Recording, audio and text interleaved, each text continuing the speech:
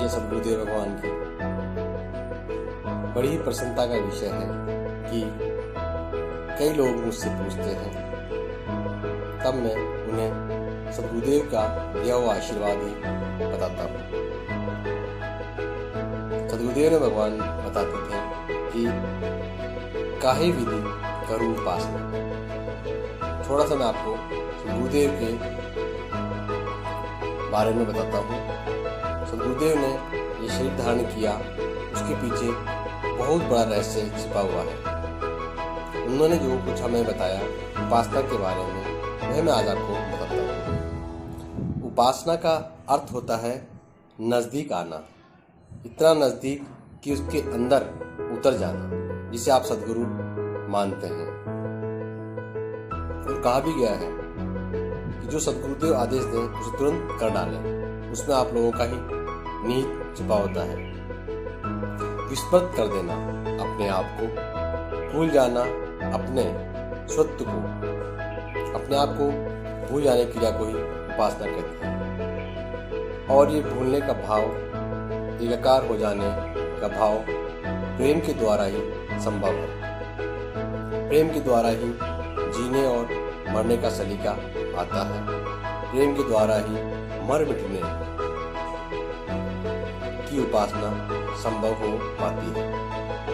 क्योंकि कहा गया है कि जो मरा नहीं वह क्या खाक जिया, जिसने विरह के तीर खाए ही नहीं वह गुरु से क्या एकाकार हो सकेगा। क्या खाक उपासना कर सकेगा? कहते भी हैं कि किसु काम के थे नहीं कोई न कोड़ी दह।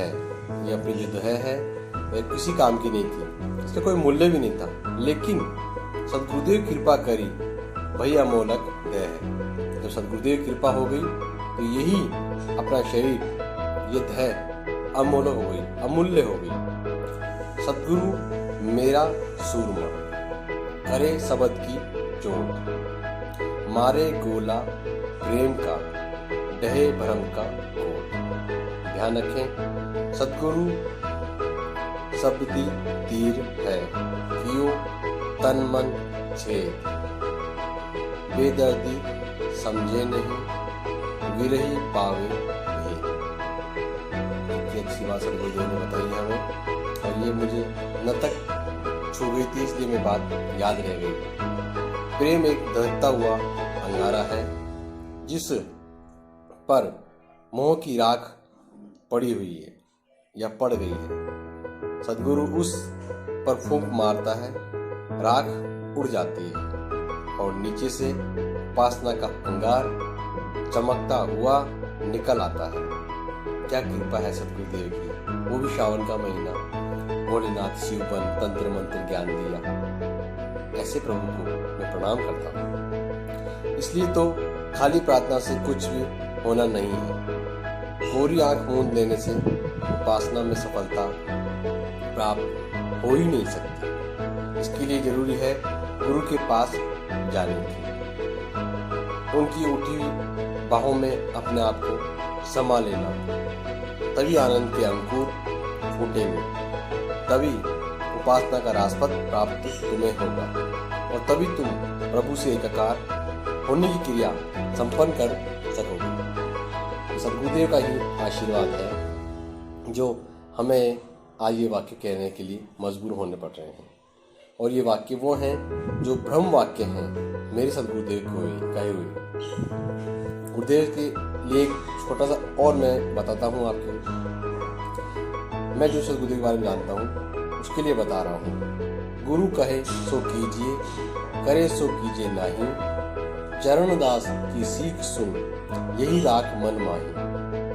जप तप पूजा पाठ सब गुरु चरणन के माही।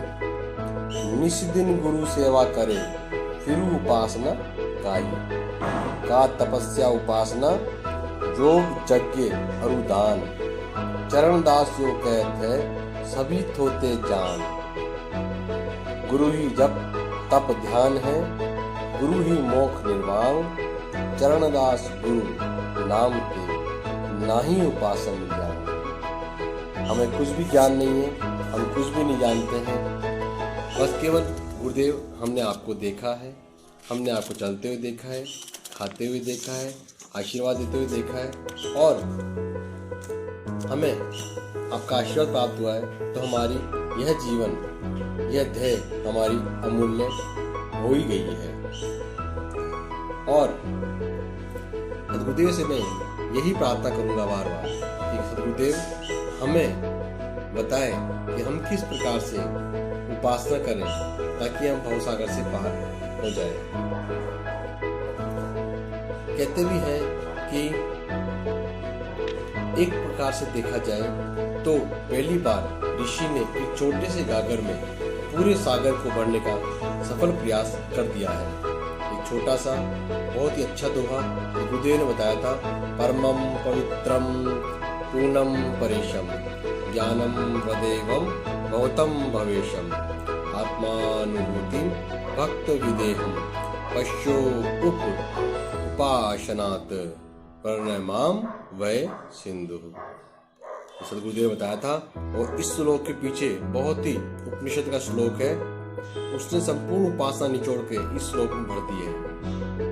इस श्लोक में कहते हैं कि ऋषि ने उन तथ्यों की ओर चिंतन दिया है, वे विधियां समझा दी, वह तरीका स्पष्ट कर दिया जिसके माध्यम से व्यक्ति साधना या उपासना कर सके। इससे पहले ही समझ लेना कि उपासना या साधना क्या चीज है। सदगुरुदेव भगवान बताते हैं 3 शब्द प्रचलित है, पूजा, साधना और उपासना।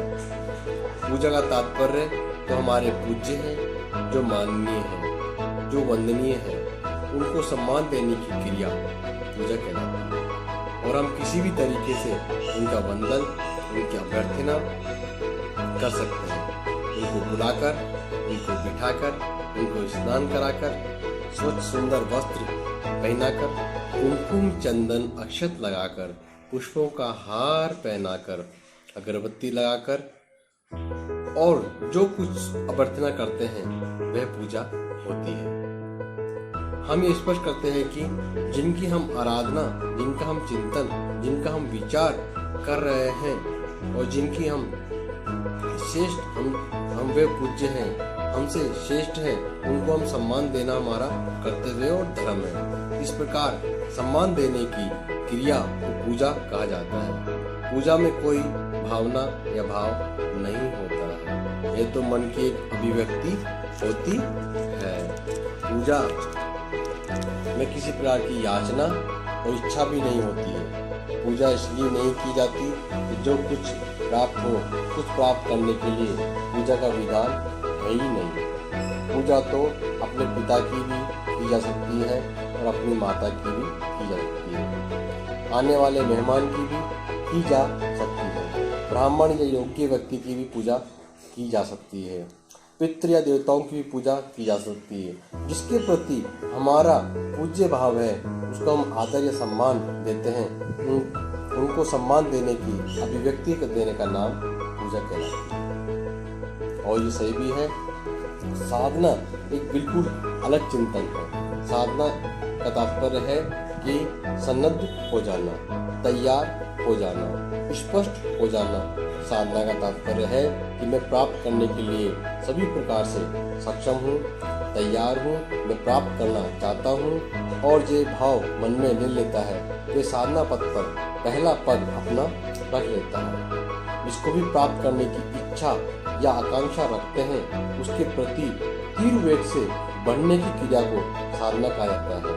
उसका लक्ष्य केवल यही होता है कि उसे यह प्राप्त करके ही रहूं, चाहे वे महालक्ष्मी साधना हो, चाहे वे महालक्ष्मी महाकाली, चाहे वे तारा हो, छिन्नमस्ता हो, शंकर की साधना हो, ब्रह्मा की साधना हो या अपने सदगुरुदेव की साधना हो या पितर की साधना हो, कोई भी हो, जिसको भी आप प्राप्त करने के लिए पूर्णता के साथ प्रयत्नशील है उसे साधना कहा जाता है। और भी मैं आपको बताऊंगा। सदगुरुदेव की कृपा से आज के लिए इतना ही। जय श्री निखिल महाकाल।